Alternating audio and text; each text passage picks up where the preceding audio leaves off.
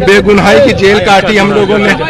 आज अपनी माँ से सर पे हाथ रखने का मौका मिलेगा मुझे।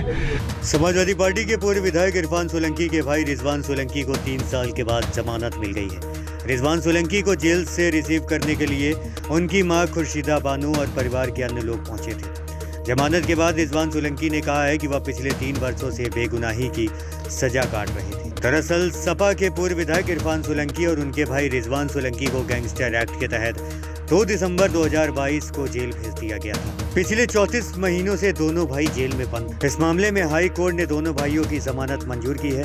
बीते सोमवार को रिजवान सोलंकी को जेल से रिहा कर दिया गया है। वहीं कुछ ही दिनों में पूर्व विधायक इरफान सोलंकी भी जेल से बाहर आ सकते। जेल से रिहाई के बाद रिजवान सोलंकी सबसे पहले अपने पिता हाजी मुश्ताक सोलंकी की बड़ी ईदगाह स्थित कब्रगाह पहुंचे। रिजवान ने कहा 3 साल बेगुनाही की सजा काटी, अपनी मां, बच्चों और परिवार से दूर रहा। इस दौरान उनकी आंखों से आंसू छलक आए।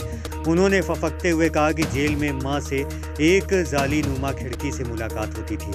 रिजवान सोलंकी ने कहा है कि वह अपनी मां को छू भी नहीं सकते थे। उन्होंने कहा है कि वह अपने बच्चों को देख नहीं पाते थे। उन्होंने कहा है कि आज घर जाकर अपनी मां से सिर पर हाथ रखवाऊंगा। मीडिया रिपोर्ट के मुताबिक 17 सितंबर को इरफान, रिजवान, शौकत पहलवान, एजाज उर्फ अज्जन, मुरसलीन, भोलू, इजराइल आटेवाला के खिलाफ एमपी एमएलए कोर्ट में आरोप तय किए गए थे, जिसके बाद 25 दिसंबर को इरफान व रिजवान सोलंकी को हाई कोर्ट से जमानत मिल गई थी। रिजवान सोलंकी ने कहा है कि आज मुझे अपने परिवार के साथ और अपनी मां के साथ मिलने का और बैठने का मौका मिला है। उन्होंने कहा है कि वह जिस जगह से आ रहे हैं वहाँ जब उनकी मां उनसे मिलने आती थी तो वह अपनी मां की उंगली तक नहीं पकड़ पाते थे। उन्होंने कहा है कि जाली बहुत दूर होती थी तो सही से मिल भी नहीं पाते थे। उन्होंने इस फैसले के लिए न्यायालय का शुक्रिया अदा किया है। मेरी माँ हम लोग खड़ी बोली है, आज तो मौका मिला माँ से करते हाथ बाहर आए। कैसे लगा आपको? ठीक है।